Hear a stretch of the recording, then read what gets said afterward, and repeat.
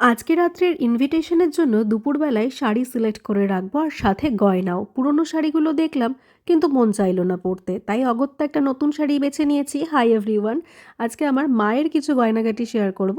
খুব বেশি গয়না পরবো না, তবে যে কয়েকটা পরবো বেশিরভাগটা মায়েরই পরবো। সবার আগে দেখো কানপাশাটা। এই কানপাশাটা তোমরা বলো তো এটা কি খারাপ?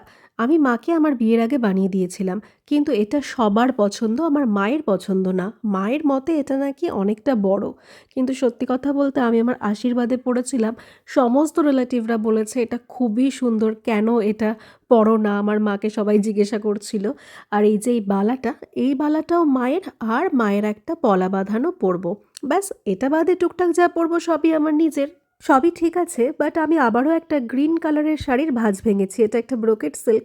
আমরা মেয়েরা যখন সাজগোজ শুরু করি তখন কিন্তু মায়ের শাড়ি পরেই প্রথম সরস্বতী পুজো বা যখন গয়নাগাটি পরি মায়ের গয়না দিয়েই শুরু করি। আর মাঝে মধ্যে এরকম মায়ের জিনিস পরতে কিন্তু ভালোই লাগে বলো। অনেকদিন পর খুঁজে পাওয়া আমার এই পছন্দের ব্যাগটা আজকে রাতে তো অবশ্যই ক্যারি করব। এই ব্যাগটা সব শাড়ির সঙ্গে ভীষণ ভালো যায়।